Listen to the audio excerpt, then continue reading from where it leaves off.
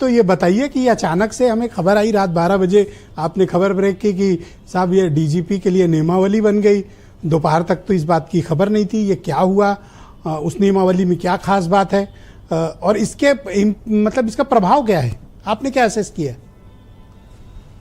देखिए, जो डीजीपी पद को लेकर आज सवेरे से चीजें चल रही हैं, उसमें कैबिनेट में कल ये आई तो थी चीज, लेकिन इसकी जानकारी देर रात लोगों को प्रेस नोट के माध्यम से हुई।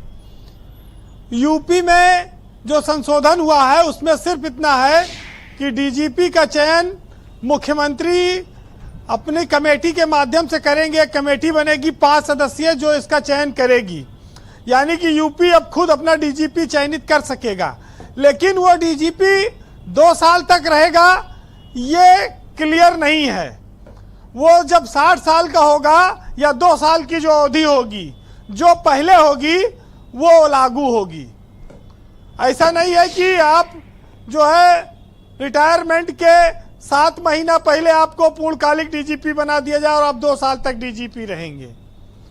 तो एक बात तो बहुत स्पष्ट है कि आपको 60 साल पे रिटायर होना होगा।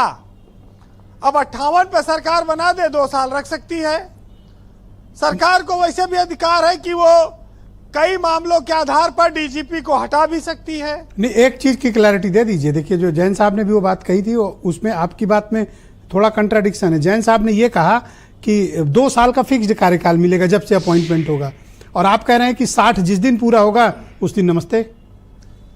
यूपी में ऐसा नहीं हुआ। कैबिनेट से जो प्रस्ताव पास हुआ है उसमें यह साफ है कि 2 साल या 60 साल की उम्र तक जो पहले होगा वो लागू होगा। अच्छा, ये है मतलब नियमावली में, ये एकदम क्लियर कैबिनेट के डिसीजन में है। ओके, तो ये बात अभी पब्लिक डोमेन में नहीं आई फिर?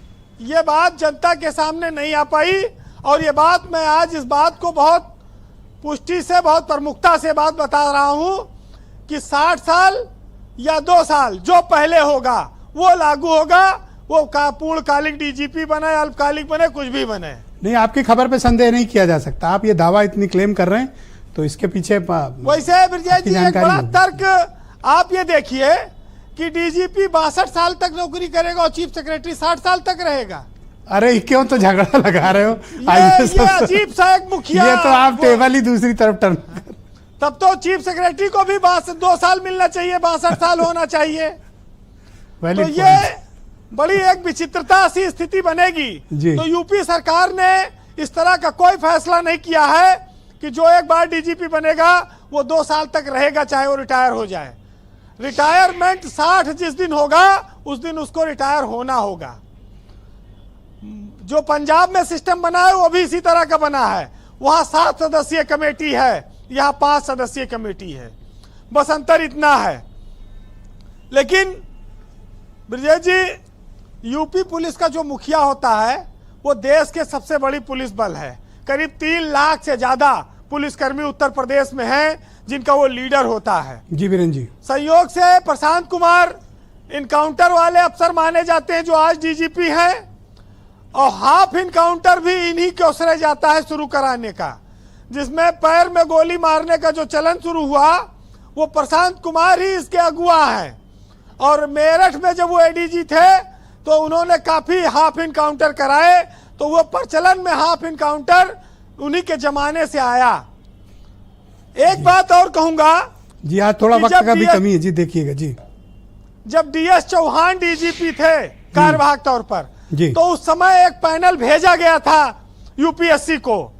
उस समय यूपीएससी ने यह कहते हुए लौटा दिया उस पैनल को, नाम को जी, पूर्णकालिक डीजीपी की जो पिछले डीजीपी मुकुल गोयल थे उनको हटाने के लिए क्या कारण थे, उनको क्यों हटाया गया। वो तो अच्छा आयोग ने नकारा, क्या क्या तो प्रेस नोट में लिखा था, काफी मतलब बेइज्जतीपूर्ण तरीके से हटाया गया था जी। लेकिन उसका फिर जवाब यूपी सरकार ने कोई नहीं भेजा, उसको डंप कर दिया, वो मामला खत्म हो गया। उस समय कोशिश हुई थी डीएस चौहान 2 साल के लिए पूर्णकालिक, तब डीजीपी अगर अनुमति मिल जाती तो वो बनते, और तब वो सेंटर की अनुमति से अगर बनते तो 2 साल रहते, इसमें कोई शक नहीं है। वैसे जी हमारे देश में और प्रदेश में अभी जो डीजीपी है वो तो उनका मई 2025 में रिटायरमेंट है। लेकिन पुलिस के बारे में ये कहूंगा कि वो कठिन परिस्थितियों में काम करती है, जाड़ा गर्मी बरसात सब कुछ झेल कर काम करती है। अन्य विभागों की तुलना में उसको घूस भी कम मिलती है, लेकिन वो बदनाम ज्यादा होती है। और ये भी सही है कि पुलिस को खुद भी बहुत घूस देना पड़ता है, खाली वो लेती ही नहीं है, आज आपकी बात सुन के कई लोग तो रो पड़ेंगे। जी।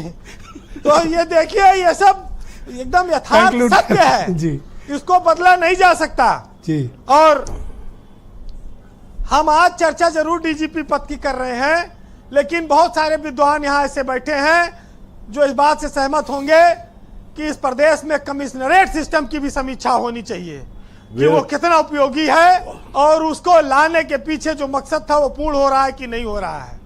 कमिश्नरेट सिस्टम जी का जंजाल है या जनता के लिए कोई फायदा है, इस बात पर क्योंकि ये एडीजी रैंक के अफसर बुढ़ौती में कप्तानी करने के जो शौकीन बने हैं, ये उनकी समीक्षा होनी चाहिए। जी कंक्लूड करें प्लीज। देखिए ब्रिजेश जी, नाम तो खाली कार्यवाहक होता है, काम तो सब फुल फ्लैज करता है।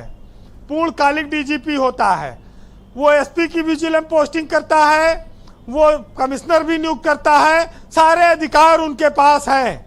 लेकिन चूंकि जब बात आती है, चर्चा होती है तो होगी।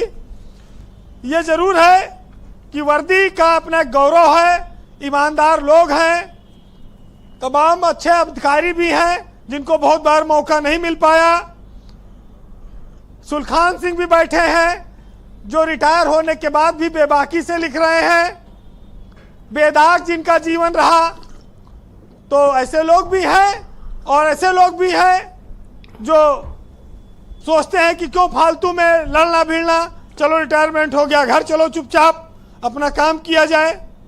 तो पुलिस के लिए ये जरूर कहना होगा कि सैकड़ों अक्लमंद मिलते हैं, काम के लोग परचंद मिलते हैं, और जब मुसीबत आती है तो पुलिस के सिवाय सबके दरवाजे बंद मिलते हैं।